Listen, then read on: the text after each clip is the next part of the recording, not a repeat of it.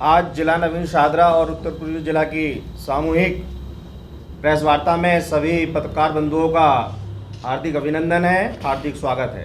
बहुत सारी ऐसी योजनाएं हैं जो पिछड़े दलित एससी भाइयों को ध्यान में रखते हमारी सरकार ने योजना लाई है। अभी भी वर्तमान में हमारी सरकार हमारे देश के जो एससी एसटी समाज के हमारे 5 करोड़ से अधिक जो हमारे छात्र हैं उनको छात्रवृत्ति के रूप में एक योजना लाई है। उस योजना को मैं आप सबको पढ़ के सुना रहा हूँ। केंद्रीय मंत्रिमंडल ने आज अगले 5 वर्षों में 5 करोड़ से अधिक अनुसूचित जाति के छात्रों को लाभ पहुंचाने के लिए अनुसूचित जाति से संबंधित छात्रों के लिए मैट्रिकोत्तर छात्रवृत्ति PMS-SC की केंद्रीय प्रायोजित स्कीम बड़े रूपांतरित परिवर्तनों के साथ अनुमोदित की है ताकि मैं अपने उच्चतर शिक्षा को सफलतापूर्वक पूरा कर सके।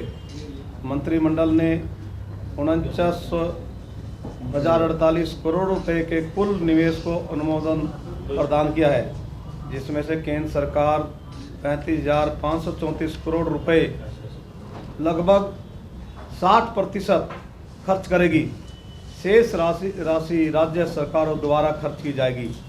योजना एक बार फिर एससी जो शेड्यूल कास्ट के हमारे 10वीं पास के जो स्टूडेंट्स हैं उनके लाभ के लिए 1 करोड़ 36 लाख के करीब छात्रों को इसका लाभ मिलने वाला है। 59,048 करोड़ का ये पैकेज केंद्र सरकार ने हमारे मंत्रिमंडल ने पास किया है, जो बहुत ही महत्वपूर्ण है।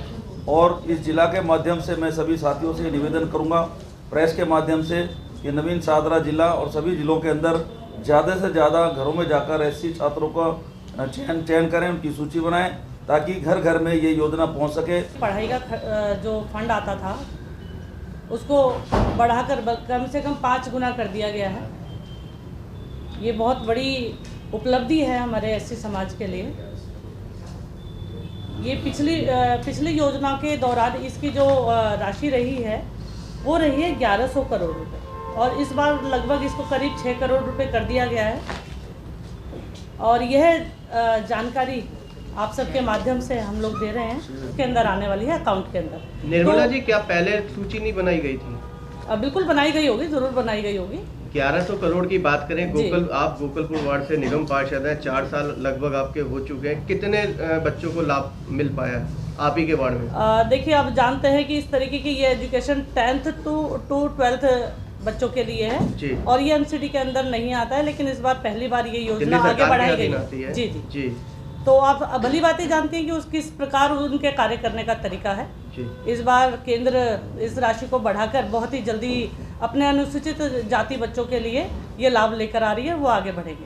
अनुसूचित जाति के लिए जो निवेश किया है वह 59,048 करोड़ रुपए का टोटल किया है।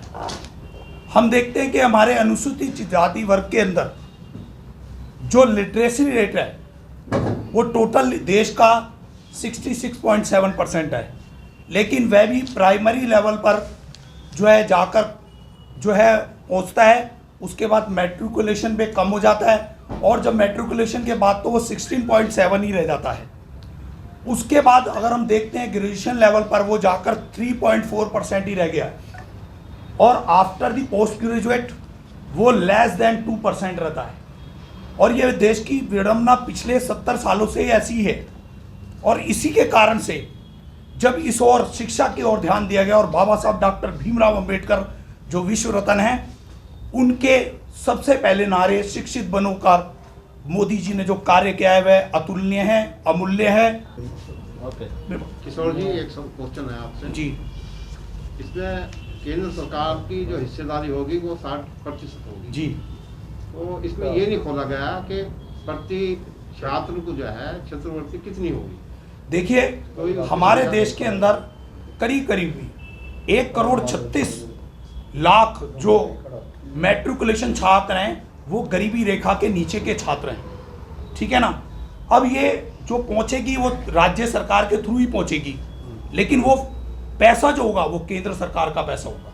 लेकिन कितना होगा पर बच्चा, कितना होगा? नहीं, वो तो ऐसे हमारे पास प्रति छात्र कितना है, प्रति छात्र उसके अकॉर्डेंस होगा जो भी स्ट्रीम में वो लेंगे। उसकी योजना भी तैयार हो रही है कि भाई साइंस स्ट्रीम वाले के बच्चों को 11th लेवल पर, सेकेंडरी लेवल पर कितना मिलेगा, उसको ग्रेजुएशन लेवल पर कितना मिलेगा, उसको पोस्ट ग्रेजुएशन लेवल पर कितना मिलेगा। ये देश के यशस्वी प्रधानमंत्री जी ने जो हमारे पंडित दीनदयाल उपाध्याय जी का सपना था, अंत्योदय, मतलब अंतिम पंक्ति में जो व्यक्ति खड़ा है उसका विकास कैसे होगा, उस योजना को, संघ की लंबे समय से लंबित मांग को पूर्ण करने की दिशा में जो कार्य किया है वह अमूल्य है, अतुलनीय है।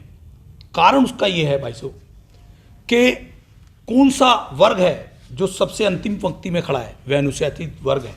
उस वर्ग की जो रिफॉर्म करना का कार्य जो है, जो देश के यशस्वी प्रधानमंत्री जी ने 59,048 करोड़ का जो निवेश किया है इस मद के अंदर, और 60% का जो प्रावधान किया है, और खाली बहुत सारे सालों से ये प्रावधान होते हैं।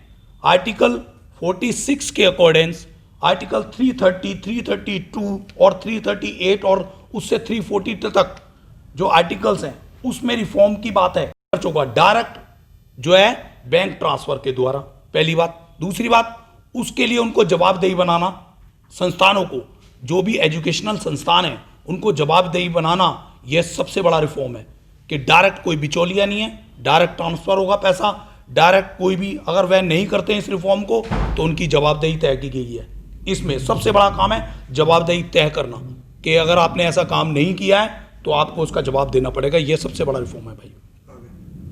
बात की जाए जो बजट है आज का, जो 2019 या 20 का है, किस तरीके से बजट की जो यह बजट जो है कैसे बड़ा है, जो जब से देश के यशस्वी प्रधानमंत्री जी आए हैं उन्होंने 2015 से लेकर और 2020 तक की जो योजना बनाई थी उसमें 1,000 करोड़ प्रति वर्ष का प्रावधान किया था। अब उसको बढ़ाकर 6,000 करोड़ किया गया और वह मद जो चलेगी 2025 तक चलेगी। दिल्ली का बजट कितना है? इसमें दिल्ली का जो बजट है उसकी चीज़ें तय हो रही हैं, उसमें कौन सा साइंस स्ट्रीम का होगा, कौन सा उसका होगा, लेकिन वो 60% जरूर होगा। मैडम क्या कहना चाहेंगे इस बजट को? सबसे पहले तो मैं बहुजन समाज में जन्मे सभी महापुरुषों को और सर्व समाज में जन्मे सभी महापुरुषों को नमन करते हुए, बाबा साहब ने एक नारा दिया था, शिक्षित बनो, संगठित रहो, संघर्ष करो। तो आज मोदी जी ने, हमारे प्रधानमंत्री नरेंद्र कुमार मोदी जी ने आज ये गरीबों के लिए जो बजट दिया है 59,048 करोड़ रुपए का जो अनुमानित बजट दिया है गरीब बच्चों के लिए, उसमें 60% केंद्र सरकार खर्च करेगी और 40% प्रत्येक जो स्टेट हैं, स्टेट गवर्नमेंट खर्च करेगी। इसमें यह है कि पूरे देश में 1.36 करोड़ जो गरीब बच्चे हैं, जो गरीबी रेखा से बहुत ही गरीबी रेखा में आते हैं, उनके लिए ये प्रावधान किया गया है। क्योंकि जो बच्चे गरीब होते थे और पढ़ाई करते थे, 10th के बाद कोई पढ़ाई छोड़ देता था, कोई 8th के बाद छोड़ देता था, कोई 12th के बाद छोड़ देता था, तो मोदी जी ने देखा कि भाई अगर अमीर लोग ही पढ़ते जाएंगे तो गरीब बच्चों का क्या होगा। तो मोदी जी ने ये जो बजट उन बच्चों के लिए किया है, और ये बजट से लाभान्वित वो बच्चे होंगे जो सबसे ज़्यादा गरीब हैं और अपनी पढ़ाई को आगे चलाते रहेंगे। देखिए, मैं तो यही कहना चाहूँगा, भगवान से प्रार्थना करूँगा, जिस प्रकार से मोदी जी ने योजना ये लागू की है, दिल्ली सरकार इसमें सहयोग करे, कहीं इसको भी जो है रोक ना दे।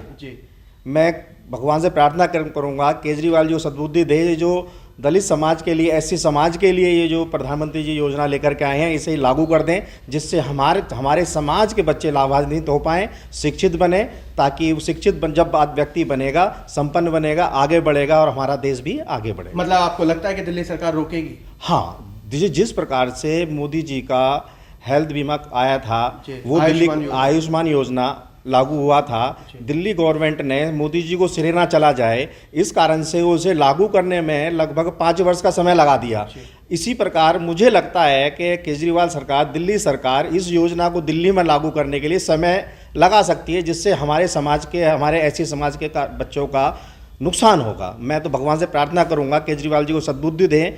वह हनुमान जी की पूजा करते हैं, भगवान हनुमान को, बजरंग बली को प्रार्थना करता हूँ इन्हें सद्बुद्धि दें, जो ऐसी समाज की योजना है जल्दी से लागू करें।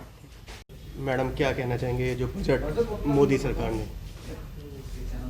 देखिए, मोदी जी ने जो भी कार्य किए हैं बहुत अच्छे किए हैं, और जो ये गरीबों के लिए जी और अनुसूचित जाति के लिए जो ये उन्होंने जो कार्य किया है बहुत ही अच्छा किया है, और मैं चाहूँगी कि मीडिया इसको दूर तक लेके जाए।